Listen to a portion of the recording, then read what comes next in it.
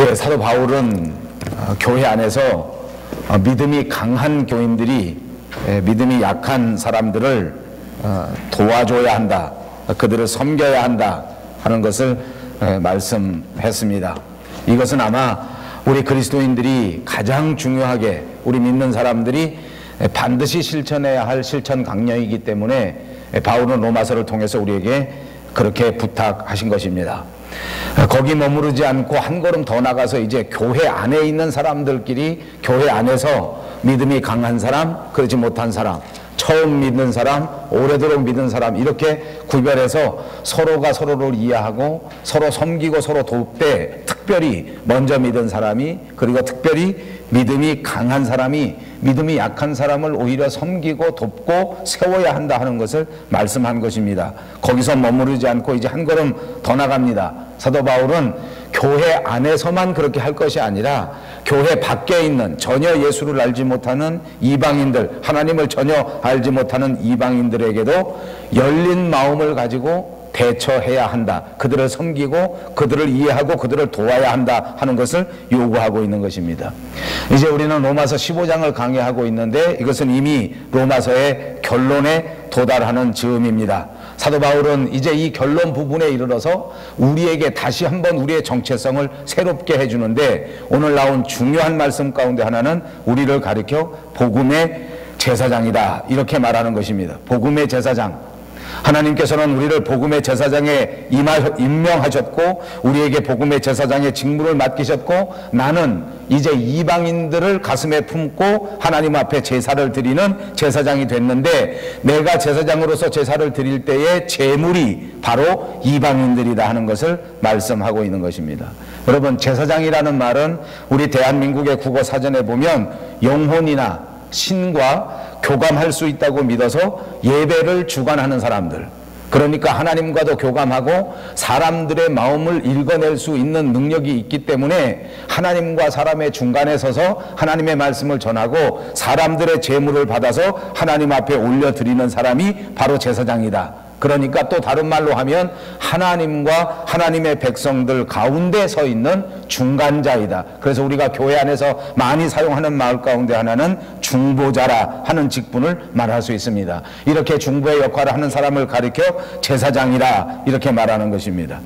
백성들의 죄가 무엇인지 그것을 일일이 살펴서 하나님 앞에 나아가 그 백성들의 죄를 하나님 앞에 아뢰는 것입니다. 그리고 하나님께 용서를 구할 때에 이 모든 죄를 대신하여 제물을 가지고 가서 그 제물의 피를 하나님 앞에 드림으로써 죄 사함을 요청하게 되는 것입니다. 그래서 하나님 앞에 죄 사함을 받고 용서함을 받게 되면 또다시 용서함과 더불어 주시는 하나님의 은혜의 말씀을 간직했다가 백성들에게 와서 하나님께서 우리의 주홍 같은 붉은 죄를 다 용서했는데 우리가 이제부터는 하나님의 말씀을 따라서 살아야 한다 하는 것을 담대하게 선포하는 직분을 중간자의 직분이요, 중보자의 직분이요, 제사장의 직분이라 그렇게 말할 수 있습니다. 신약 성경에 보시면 예수 그리스도께서 이 땅에 오셨을 때에 제사장의 직분을 완성했는데 그를 가리켜 특별히 대제사장의 직무를 완수하셨다. 이제 제사장 가운데서도 특별한 제사장의 직분을 완수하시게 된 것이다. 그래서 더 이상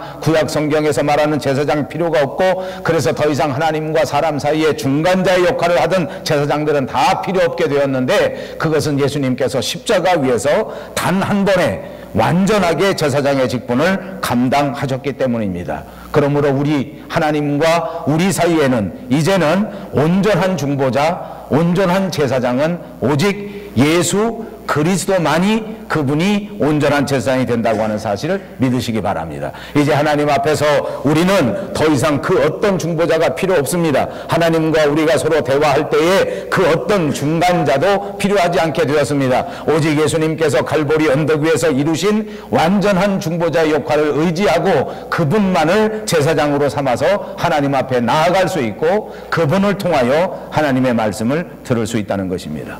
자, 사도 바울은 우리를 가리켜서 복음의 제사장이라 이렇게 말씀하셨는데, 이것은 전통적인 구약의 제사장의 직분이 아니라 예수 그리스도께서 이 땅에 오셔서 십자가를 지신 이후에 모든 그리스도인들이 받을 수 있는 전혀 새로운 의미의 새로운 직분을 말하는 것입니다. 그래서 제사장은 제사장이로되 이것을 가리켜 복음의 제사장이라 이렇게 말하는 것입니다. 우리가 더더욱 친숙한 말이 있는데 그것은 신학적인 단어입니다. 우리가 종교 개혁을 통해서 알게 된 신학적인 용어는 만민 제사장입니다. 그러므로 이제는 예수 그리스도를 믿는 그리스도인들 모두가 누구든지 하나님 앞에서 만인이 제사장이 되어 누구든지 하나님 앞에 완전한 제사장의 직분을 감당하고 제사장의 책임을 가진다 하는 말입니다. 사랑하는 여러분, 예수 그리스도의 일꾼이 되고 예수 그리스도께서 임명하신 하나님의 위대하신 복음의 제사장 직분을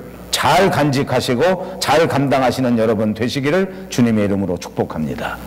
여러분이 속한 가정에서 복음의 제사장의 직분을 감당해야 된다는 말입니다. 그러므로 모든 가족들과 더불어 하나님으로부터 말씀을 받아 가족들에게 전달하고 가족들의 모든 사정을 가슴에 안고 하나님 앞에 나아가 고하는 그 직분이야말로 복음의 제사장, 가정을 위한 복음의 제사장이 될 것입니다. 여러분 직장에서 하나님이 임명해 주신 그대로 복음의 제사장의 직분을 감당해야 합니다. 여러분이 속한 학교에서도 여러분이 속한 모든 사회 안에서 여러분이 가지신 이 복음의 제사장의 직분을 힘써 다하시는 저와 여러분 모두가 되시기를 다시 한번 주님의 이름으로 축복합니다.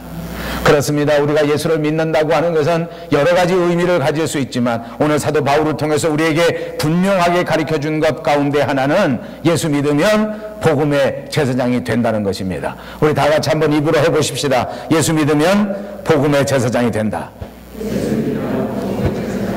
그렇습니다. 예수님을 믿는다고 하는 것은 여러 가지 뜻이 있지만 이와 같이 복음의 제사장이 된다고 하는 것이요, 이 말은 다른 말로 하면 우리의 신분이 정확하게 변화된 것입니다.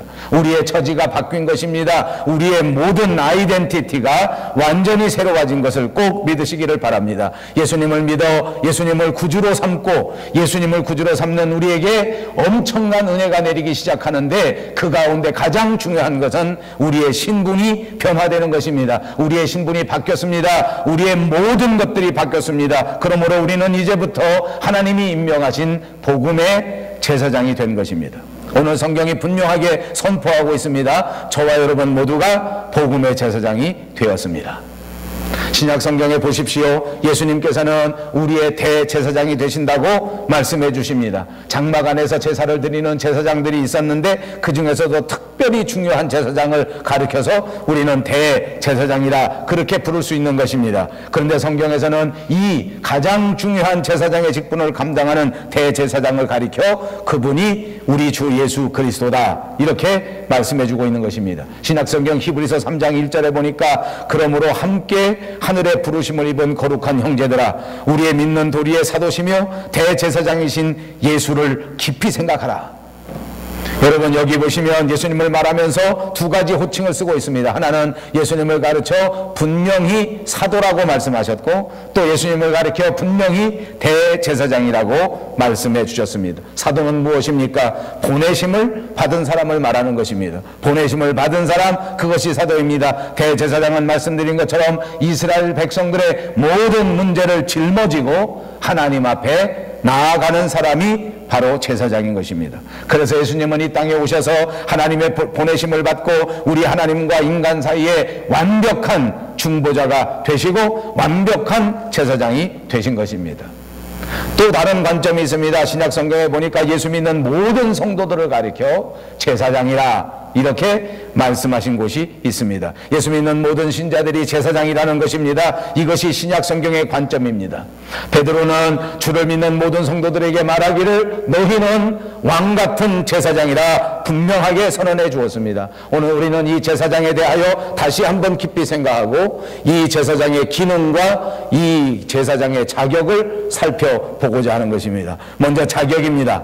제사장은 그 자격의 첫 번째가 하나님의 부르심을 받아야 하는 것입니다.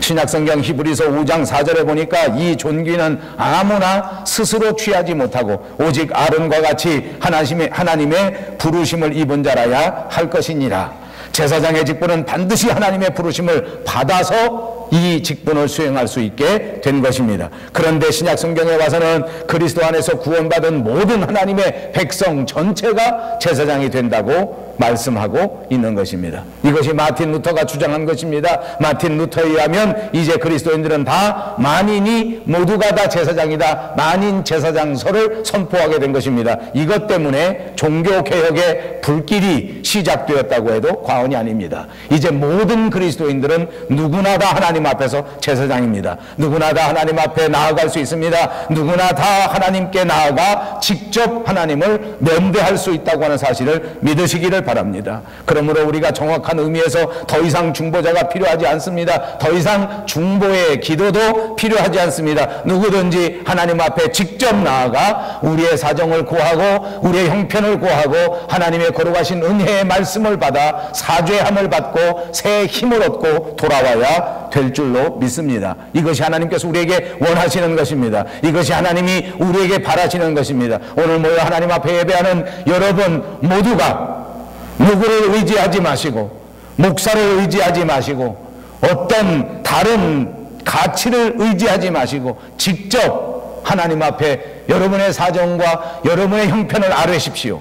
그리고 하나님께서 여러분에게 주시는 그 능력의 말씀, 은혜의 말씀을 충만하게 받으시기를 주님의 이름으로 축복합니다.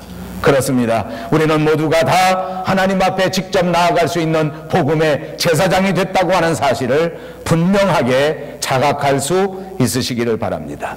그리고 제사장의 자격 그 두 번째가 있다고 하면 제사장은 반드시 깨끗함을 얻어야 할 것입니다. 구약성경 출애굽기 29장 4절에 보니까 너는 아론과 그 아들들을 회막문으로 데려다가 물로 씻기라고 말씀해 주었습니다. 제사장의 영광스러운 직분을 감당할 때에 첫 번째 해야 되는 일은 무엇인고 하니 먼저 깨끗이 씻는 일입니다. 그러므로 사랑하는 여러분, 우리가 만인 제사장이 되기 위하여 첫 번째 우리가 해야 할 일은 깨끗함을 받는 것입니다. 깨끗함이 없이는 하나님의 일을 감당할 수 없다고 하는 사실을 명심해야 될 것입니다. 그렇습니다. 깨끗함이야말로 그리스도인의 능력입니다. 그렇습니다. 성결함이야말로 예수 그리스도를 믿는 신자의 능력이 된다고 하는 사실을 믿으십시오. 구약 성경에는 우리를 깨끗하게 하기 위하여 물로 씻었습니다. 오늘날 신약 시대에는 어떻게 깨끗함을 얻을 수 있겠습니까? 신약 성경 요한복음 15장 3절을 보십시오. 너희는 내가 일러준 말로 이미 깨끗하였으니 라고 말합니다. 하나님의 말씀으로 깨끗해진다는 것입니다. 디모데전서 4장 5절에 보니까 하나님의 말씀과 기도로 거룩해질 수 있다고 선언해 주었습니다. 말씀으로 깨끗해진단 말입니다. 말씀으로 거룩해진단 말입니다. 그러므로 사랑하는 여러분, 말씀이 거룩해지는 방편이라고 하는 사실을 깨닫고 날마다 말씀을 가까이 하시고 날마다 말씀을 부지런히 암송하고 날마다 말씀을 부지런히 묵상하고 날마다 말씀 가운데 읽으시기를 주님의 이름으로 축복합니다. 말씀과 가까이 하시고 말씀을 깊이 읽을 때에 우리의 영혼이 깨끗해지고 우리 그리스도인의 모든 것들이 하나님 앞에 제사장 직분을 감당할 수 있는 합당한 자격을 획득할 수 있게 되기 때문입니다. 그렇습니다. 제사장은 또 다른 자격이 있습니다. 성령으로 체험을 받고 그리고 옷을 입어야 하는 자격입니다. 예복을 입어야 한다는 말입니다.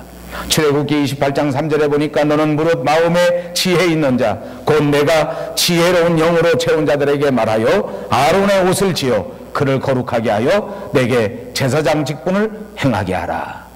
여러분, 여기서 중요한 말이 있습니다. 지혜로운 영, 곧 성령으로 체험을 받은 자들, 이렇게 하나님의 영을 받고 성령의 체험을 받은 자들은 하나님께서 옷을 입으라 이렇게 명령하신 것입니다. 그래서 여러분, 교회 다니시면 목사님들이 설교할 때에 이 성의를 입은 것을 보실 것입니다. 그 성의는 상징하는 의미가 있습니다. 이제 하나님의 은혜를 받고 하나님의 성령의 충만함을 받아서 하나님의 말씀을 전하기 때문에 옷을 입은 것입니다. 왜냐하면 옷을 입어야 거룩해지기 때문입니다. 이것은 구약 성경의 방법입니다. 이제 신약에 와서는 어떻게 하여야 거룩해지는 것인지 여러분 모두가 아시리라고 믿습니다. 성령 충만할 때에 거룩해지는 것입니다. 깨끗해지는 것입니다. 성령으로 옷을 입어야 합니다. 은혜로 옷을 입으시기를 주님의 이름으로 축복합니다. 오늘 여러분 그냥 세상의 옷을 입고 이곳에 오셨더라도, 그냥 아무 생각 없이 하나님 앞에 나오셨더라도, 오늘 이 예배가 마치고 돌아갈 때 여러분 모두가 하나님을 의지하여 말씀의 옷을 입고 돌아가시기 주님의 이름으로 축복합니다. 주님이 주시는 충만한 은혜의 옷을 입고 돌아가시는 여러분들이 꼭 되시기를 주님의 이름으로 축복합니다.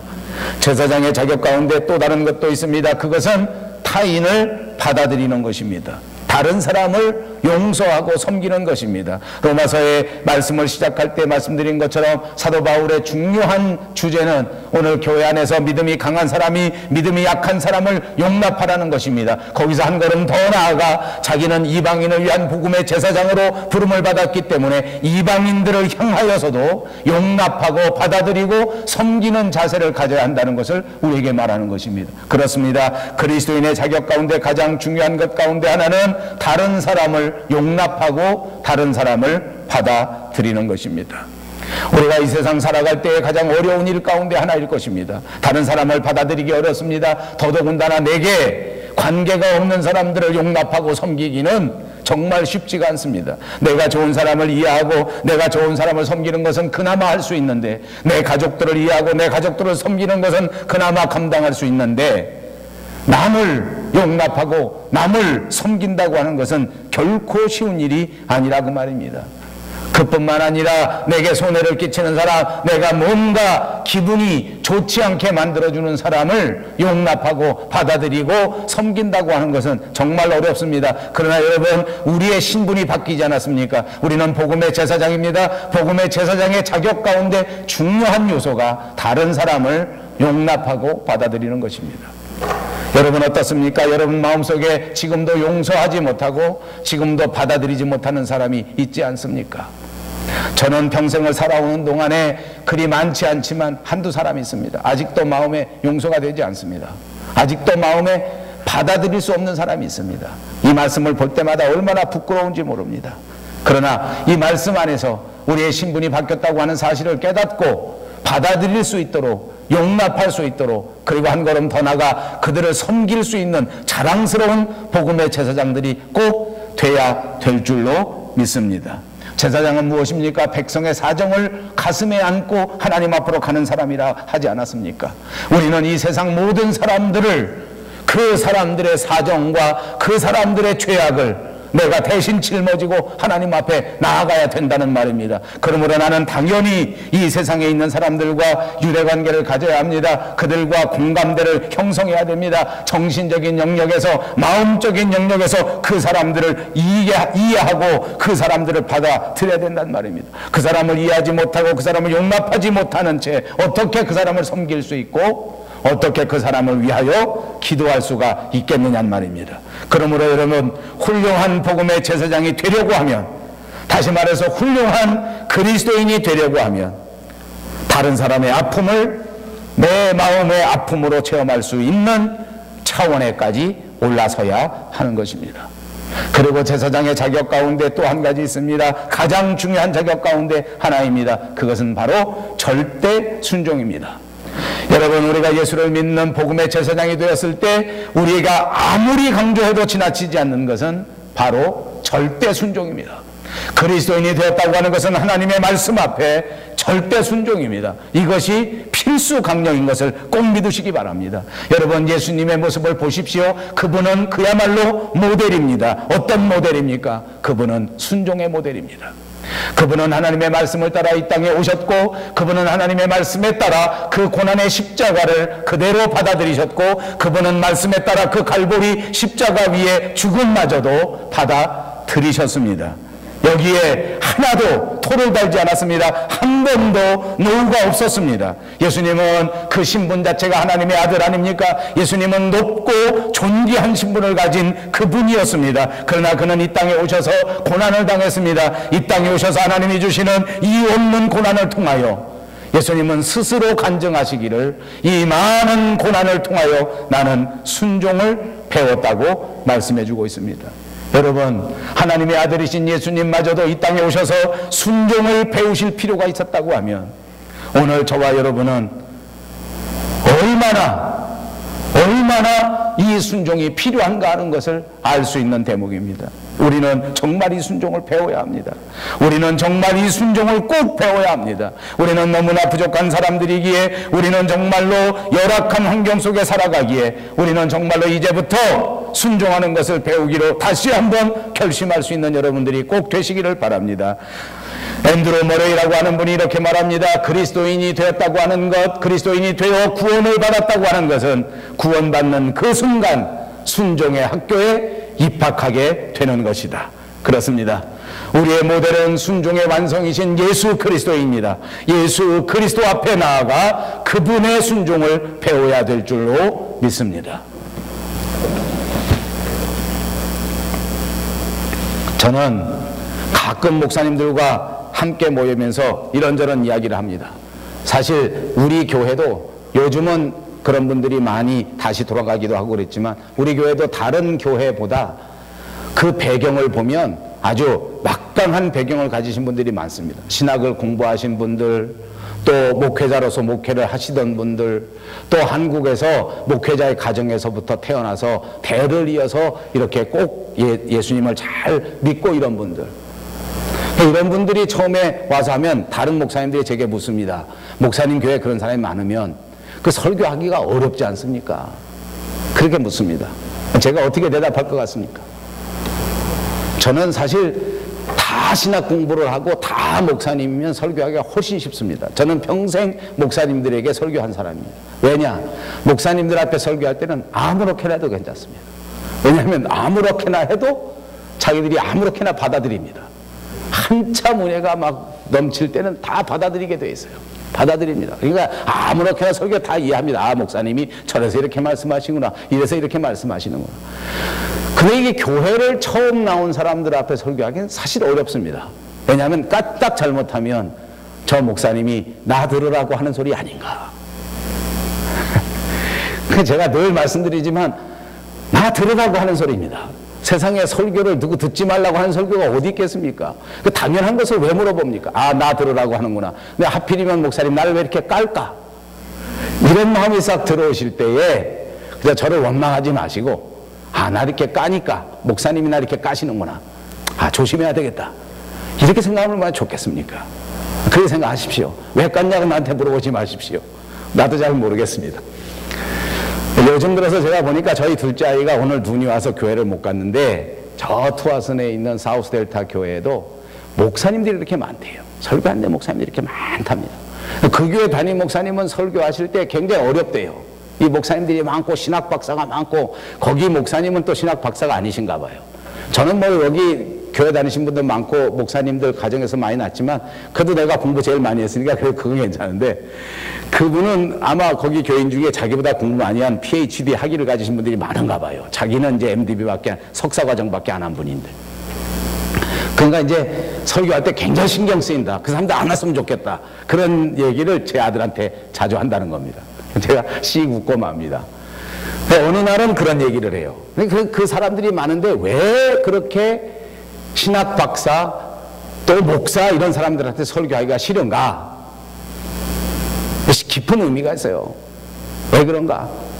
아무리 설교를 해도 절대 자기 생각을 안 바꾼다. 자기가 다 알고 앉아있으니까 아무리 설교를 해도 자기 생각을 안 바꾼다. 여러분, 저는 아시는 것처럼 목사가 되고 29살, 30살 때서부터 신학교에서 가르치기 시작했습니다.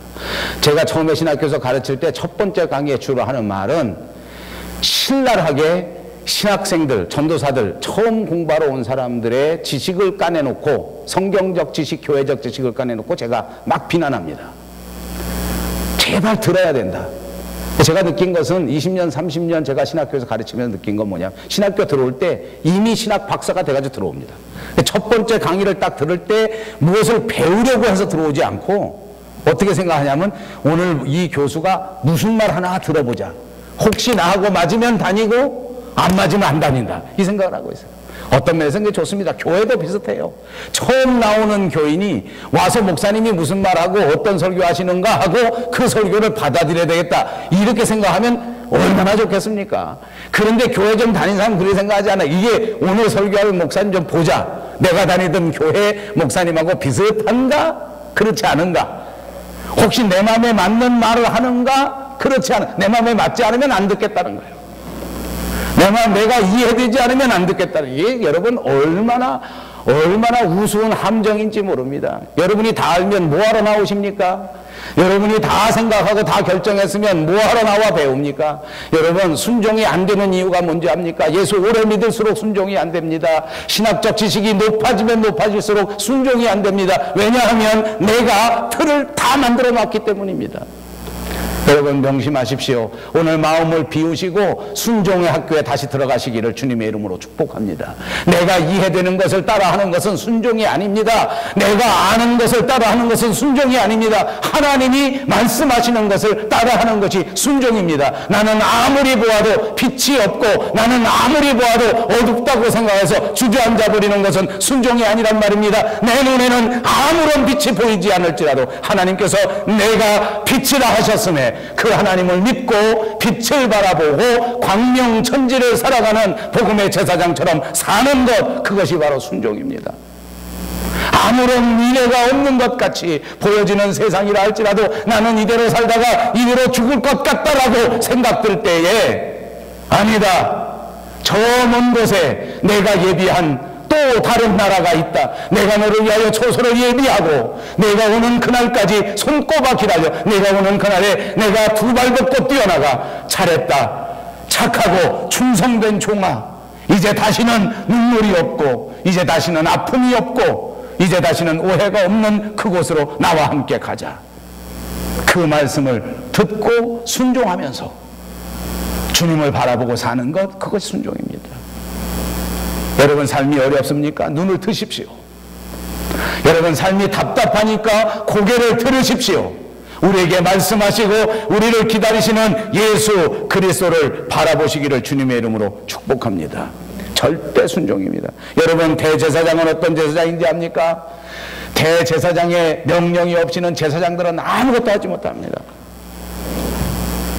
제가 지난번 우리 이길자 집사님 어머니 돌아가셨을 때 저 성당에 가보니까 그 성당에는 주임 신부님이 나와서 그 장례식을 다 인도하는데 그 주임 신부가 장례식을 다 집례하는 동안에 옆에 보좌 신부들이 있더라고요. 그 보좌 신부들도 내가 보니까 다 나이로 봐도 다 제 또래는 되고 다 아주 경력이 많은 그런 신부님들인 것 같은데 보니까 그냥 그 주임 신부가 그 장례식을 주관하는 주임 신부가 하라는 그대로 그 보좌 신부들은 그냥 땡 치라면 땡 치고 이리 가라면 이리 가고 저리 가라면 저리 가더라고. 옛날 구약시대의 대제사장과 제사장은 바로 그럽니다. 아무리 경력이 많은 제사장도 아무리 훌륭한 제사장이라 할지라도 대제사장이 오라 하면 오는 것이고 가라 하면 가는 것이고 물 떠넣어라 하면 물 떠넣는 것이고 물 내려라 하면 물 내려놓는 것입니다. 오해 없이 들으십시오. 오늘날 교회에서 목사가 시키면 시키는 대로 하라, 그 말 아닙니다. 목사는 대제사장이 아니기 때문입니다. 저와 여러분은 똑같은 제사장입니다. 제 말 따라 하라는 말이 아닙니다. 우리의 대제사장이 되시는 예수 그리스도의 말씀을 그대로 따라하라는 것입니다. 내 의견을 붙이지 마십시오. 내 소견을 밝히지 마십시오. 내 마음을 밝히지 마십시오. 내 기분을 앞세우지 마십시오. 예수 그리스도의 말씀이면 무조건 절대 순종할 수 있는 저와 여러분 꼭 되시기를 바랍니다. 그렇습니다. 순종이 제사보다 나은 것입니다. 예수님 없이는 살 수 없는 사람이 되어야 합니다. 예수 없이는 못 살겠다, 주님을 떠나서는 아무것도 할 수가 없다. 여러분 우리가 주님을 떠나서 무엇을 할 수 있겠습니까? 주님을 떠나서는 아무것도 할 수 없습니다. 여러분 만약 주님을 떠나서 주님이 인정하지 않는 일 아무리 많이 해보십시오. 그것이 무슨 의미가 있겠습니까? 이제 우리가 살아가는 동안 우리의 지혜로 얼마든지 알 수 있는 것 아닙니까? 예수님을 알지 못하고 예수님 앞에 붙어있지 않는다고 하면 아무것도 아니란 말이에요. 여러분, 우리는 예수님을 중심으로 하여 예수님이 모퉁이 돌이 되시는 그 건물을 우리가 지어나가는 산돌과 같은 존재입니다. 베드로전서 2장 4절에 보니까 사람에게는 버림바가 되었으나 하나님께는 택하심을 입은 보배로운 산돌이신 예수에게 나아와 너희도 산돌과 같이 신령한 집으로 세워지고 예수 그리스도로 말미암아 하나님이 기쁘게 받으실 신령한 제사를 드릴 제사장이 될지니라. 그렇습니다. 성경은 예수님께서 보배로우신 산돌이라고 말씀하셨고 우리는 그 보배로우신 산돌을 기초로 하여 이제부터 하나님의 열매를 맺는 집을 지어가는 사람들이란 말입니다. 하나님의 교회를 형성해가는 사람들이란 말입니다. 그러므로 우리는 산돌 위에 든든하게 붙어 있어야 합니다. 이 기초 위에 분명하게 서 있어야 한단 말입니다.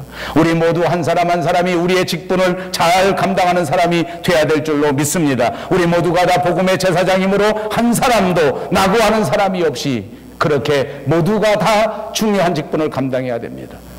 그렇기 때문에 우리는 명백하게 교회 생활할 때에, 하나님 앞에 신앙 생활할 때에 성직자 중심의 종교는 더 이상 하나님의 말씀에 부합하지 않습니다. 어느 한두 사람이 중심으로 하는 교회, 그거 옳지 않습니다. 여러분, 우리는 한국에서 주로 장로교회 배경을 가진 사람들입니다. 장로교회가 다 훌륭합니다. 신본주의도 훌륭하고 하나님 중심주의도 훌륭하고 하나님만 섬기는 것이 너무너무 훌륭합니다. 그러나 결정적인 잘못은 이 장로교회가 목사와 장로를 중심으로 운영되는 것입니다. 목사와 장로 당회가 운영하는 교회가 된 것은 성경에 옳지 않습니다.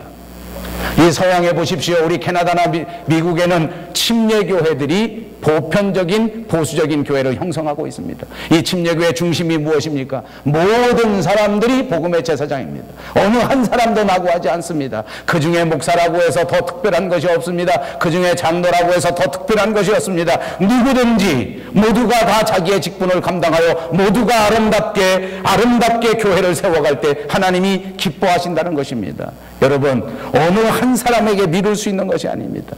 이제 설립 10주년을 맞는 우리 밴쿠버 영성교회가 앞으로 어떤 교회가 될 것인가? 여기 무엇에 달려있는지 압니까? 바로 여러분 한 사람 한 사람이 제사장으로서 자기의 역할을 얼마나 능동적으로, 얼마나 책임있게 잘 감당하는가에 달려있는 줄로 믿습니다. 여러분, 만약 교회 담임 목사가 뛰어나고 교회 장로님이 훌륭해서 사람들이 많이 모이는 교회가 된다고 하면 그것은 좀 미안하지만 교회라기보다 극장이라고 말하는 것이 옳습니다. 그냥 극장에 와서 영화를 봅니다. 그냥 식당에 와서 음식을 먹습니다. 구경만 하면 됩니다. 먹기만 하면 됩니다. 그리고 흩어지기만 하면 됩니다. 그것은 교회가 아닙니다. 하나님이 바라시는 교회는 그런 교회가 아닙니다. 우리 모두가 다 주인이 되고 우리 모두가 다 제사장이 되고 우리 모두가 다 교회 기둥 같은 일꾼이 되어 하나님의 교회를 세워나가는 것을 원하신다는 사실을 기억하시기를 바랍니다. 사랑하는 여러분, 여러분들이 받으신 이 엄청난 직분, 복음의 제사장 직분에 대하여 깊이 생각하십시오.